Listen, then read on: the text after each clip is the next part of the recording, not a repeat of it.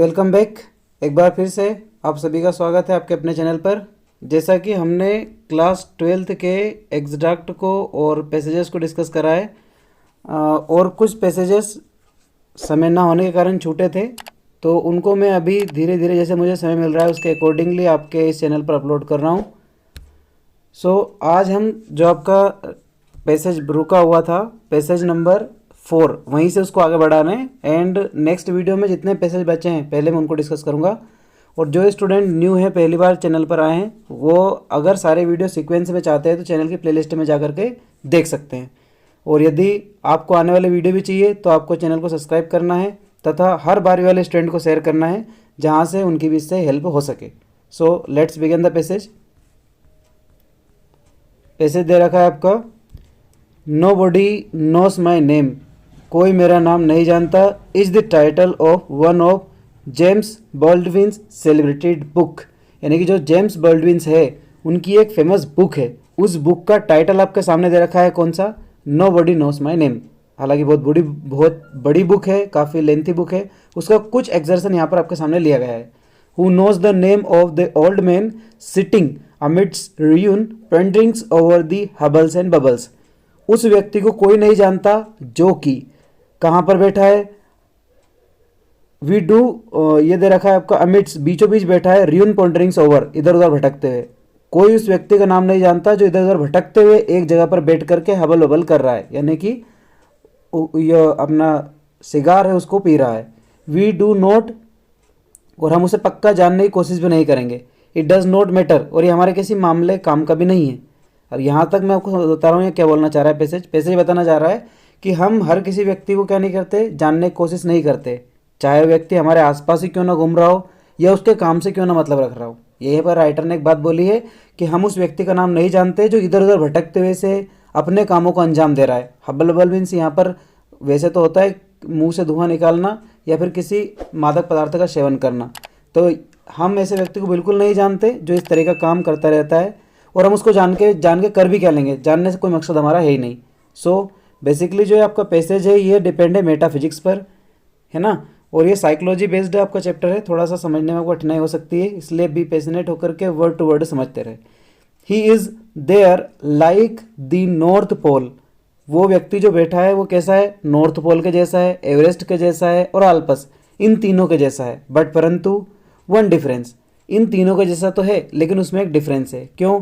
क्योंकि ये भी अपनी जगह पर सुटेबल है, ये भी अपने हिसाब से अपने कामों में जा रही है, आज तक उसी जगह पर रहता है। तो व्यक्ति भी कहीं ना कहीं भटक कर अपने निश्चित जगह पर पहुंचता होगा, पर अलग क्यों है ये पर दिया है, the north pole Everest and Alps will be there when he is not there any more. यानी कि जो अल्पस है, आपके अल्पस है, एवरेस्ट है, ये सभी पर्वत श्रृंखलाएं रहेगी लेकिन वो व्यक्ति एक निश्चित समय आने पर मर जाएगा। Can we really say this, क्या हम ऐसा पक्का किसी के बारे में कह सकते हैं क्या? तो यहाँ तक तो उस व्यक्ति का कंपैरिजन किससे करा है, इन बड़े बड़े पर्वतों से करा है, ताकि बताना चाह रहे हैं कि ये नेचुरली चीज़ है, ये व्यक्तित्व में अस्तित्व में बनी रहेगी, लेकिन हम जो ह्यूमन बींग्स हैं हमारा एक डेथ लाइन जरूर आएगी। अब यहाँ से आगे दे रखा है, can we really say this, क्या हम वास्तविकता में ऐसा कह रहे हैं, dust thou art and unto dust thou returns. यहाँ पर एक ये प्रोवर्ब्स है जिसका मतलब होता है कि व्यक्ति का शरीर किससे बना है, मिट्टी से बना है और मिट्टी में ही मिल जाएगा। हम ये केवल शरीर के बारे में कह सकते हैं, पर was not spoken of the soul, ऐसा हम आत्मा के बारे में नहीं कह सकते। We do not know whether the old man soul will go marching on like John's bronze while his body lies moulderings in the grove or becomes ash driven by wind or immersed in the water. So once again क्या क्या बोला है इसने, हम उस व्यक्ति की आत्मा के बारे में ऐसा नहीं कह सकते कि उसकी आत्मा वास्तविकता में कहाँ जाएगी, या फिर जो एक कैरेक्टर यहाँ पर यूज़ करा है जॉन्स ब्राउन्स, तो क्या जॉन्स ब्राउन की तरह, जॉन्स ब्राउन्स जो है क्या उसकी आत्मा की तरह वो निकल जाएगी या उसका शरीर खत्म हो जाएगा क्या? अब कैसे, एक व्यक्ति है जिसका नाम क्या है, जॉन्स ब्राउन्स, उसकी बात कही है, वाइल इज बॉडी लाइज, जब उसकी शरीर से आत्मा निकल गई थी तो केवल उसकी डेड बॉडी बची हुई थी, तो उसे मोल्डरिंग्स इन द ग्रेव, मोल्डरिंग्स मतलब पिघला दिया गया ग्रेव के अंदर, और बिकम एन एस, उसे आग से जला करके एस बना दिया, उसके शरीर को राख बना दिया। ड्राइन बाय द विंड, या तो उसे हवा को उड़ा के ले गई उस राख को, और या फिर इज इमर्स्ड इन वाटर, या उसे पानी में अंदर बहा दिया गया। परंतु सच स्पेक्यूलेशंस इन हजार्ड, परंतु एक फिर भी बहुत कठिनाई वाली चीज़ें हैं हमारे सामने। स्पेक्यूलेशन मीन्स क्या होता है? स्पेक्यूलेशन यहाँ पर जो वर्ड आया है वो बताने के लिए किसके लिए आया? रियलिटी को। परंतु एक रियलिटी वाली हमारे सामने जो समस्या है, जोखिम है, वो क्या है? अभी भी हमने उस आत्मा को नहीं देखा है कि वो आत्मा कहाँ गई है। तो उस आत्मा को यहाँ पर क्या बताया गया है? स्पेक्यूलेशन हजार्ड बताया गया है। ओके, सो यहाँ तक क्या बताना चाहा है कि वो व्यक्ति एक दिन मर जाएगा, उसका शरीर जॉन्स ब्राउन की तरह जला दिया जाएगा, पानी में बहा दिया जाएगा, और पता नहीं उसके आत्मा क्या होगा। हम इसके बारे में कुछ अनुमान नहीं लगा सकते क्योंकि अपने आप में डेंजरस है। आई थिंक यहाँ तक आपको क्लियर हुआ होगा। So we take next paragraph. A shows trip can take 1 to treacherous shells of metaphysics where there is no yes or no। हम अगर आत्मा के बारे में कोई सा हमारा गेसेस करें तो वो किसके बेसिस पे काम करेगा? मेटाफिजिक्स। मेटाफिजिक्स मीन्स स्पिरिचुअल, आध्यात्म। केवल हम आध्यात्म के बेसिस पर आत्मा के बारे में किसी चीज़ को बता सकते हैं, और वो कहना राइट है या रॉन्ग है इसके बारे में हम यस और नो दोनों कमेंट नहीं कर सकते। ओके, सो यहाँ तक टर्निंग पॉइंट पूरे चैप्टर का अलग था। मैं आपको फिर बता रहा हूँ, थोड़ा सा आपको कन्फ्यूजन हो सकता है क्योंकि चैप्टर आपका साइकोलॉजिकल बेस्ड है, तो मैं फिर बता रहा हूँ आपको। स्पिरिचुअल बेस्ड चैप्टर है, मेटाफिजिक्स लिया है इसलिए थोड़ा सा। तो यहाँ पर उसने अभी तक ये चीज़ें बताई है कि हम शरीर से निकलने वाले आत्मा के बारे में कुछ नहीं कह सकते, वो अपने आप में गेस करना थोड़ा सा मुश्किल है क्योंकि ये चीज़ें केवल हमें मेटाफिजिक्स समझाती है। हमारे आध्यात्म समझाते हैं हमें कि व्यक्ति के मरने के बाद उसकी आत्मा को कौन यमराज ले जाता है या फिर स्वर्ग नरक मिलता है। This is the basis on typical pattern but not be sure exactly what will done after their death.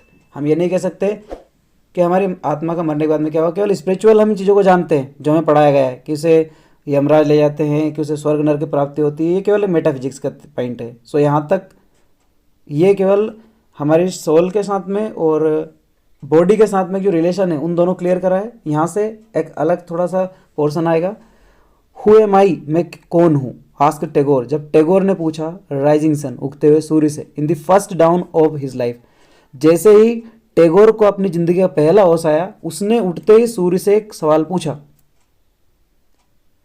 यहाँ पर सन से क्या सूर्य पूछा उसने, टैगोर ने सन से कौन सा क्वेश्चन किया कि मैं कौन हूँ, लेकिन क्या हुआ? ही रिसीव्ड नो आंसर, परंतु सूर्य ने उन्हें कोई जवाब नहीं दिया।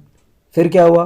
हु एम आई, दोबारा उन्होंने ये पूछा मैं कौन हूँ। Sitting sun in the last twilights of his life, अपने जीवन के अंतिम समय भी उन्होंने सूर्य से पूछने की कोशिश करी, यानी कि बर्थ टू उनका पूरा डेथ, यहाँ तक उन्होंने अपने जीवन के हर पहलू में इस चीज़ को खोजने की कोशिश करी कि मैं कौन हूँ, लेकिन उसे इस चीज़ का जवाब नहीं मिला। क्यों नहीं मिला?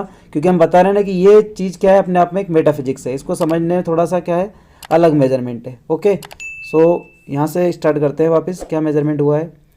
फिर आगे क्या हो रहा है? ही रिसीव्ड नो आंसर, उन्हें दोनों जगह से कोई आंसर नहीं मिला। वी आर नो लॉन्गर, यहाँ पर जस्ट अ सिंपल टॉकिंग बताई गई है कि हम कहीं पर भी कैसे भी अपने आप का सवाल ढूंढने चले इस चीज़ का मैं कौन हूँ, हमें नहीं मिल सकता, क्योंकि हमारा जो आत्मा है वो एक मेटाफिजिक्स का कॉन्सेप्ट है जिसे कोई सोल्व नहीं कर सकता। तो बेसिकली एक पर्सन यहाँ पर आया है जिसका नाम क्या है? टैगोर। उनने इन दोनों सवालों को खोजने की कोशिश करी है, पर he is unable to find any answer from his questions. Next दे रखा है आपका, we are no longer on solid ground with dust which we can feel on our hands. यहाँ पर हमारे शरीर के बारे में बात कही गई है कि इस शरीर को लेकर के हम इस पृथ्वी पर ज़्यादा समय तक नहीं टिक सकते।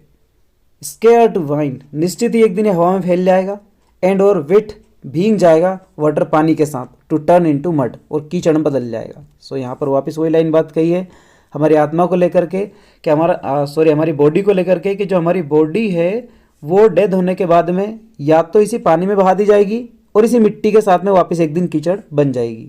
नेक्स्ट दे रखा है, for this much is sure that in the end, इसके बारे में हम सिर्फ लास्ट तक ही अनुमान लगाते रहेंगे। When life's ceaseless ageless labour greed to halt and men meet death, हम ये कह सकते हैं कि जब व्यक्ति कैसा हो जाएगा? सेसलेस मीन्स क्या होता है? सीसलेस मीन्स एंडलेस, जो उसका लेबर लेबर मीन्स जो वर्क है उसका कौन सा, ग्रीन, ग्रीन मीन्स रब होने का, कार्य करने का, अपने आप को घिसने का कार्य में, वो हाल्ट टू एंड, खत्म हो जाएगा, तब व्यक्ति अपनी मृत्यु से मिलेगा। हम यूँ कह सकते हैं कि हमारी ज़िंदगी का पूरा हार्ड वर्क करने के बाद में हम आखिरकार किससे मिलेंगे, हमारी मृत्यु से मिलेंगे। फिर क्या होगा, तो यहाँ पर एक वर्ड यूज़ किया है मृत्यु के लिए, ब्रदर ऑफ स्लीप, नींद का भाई।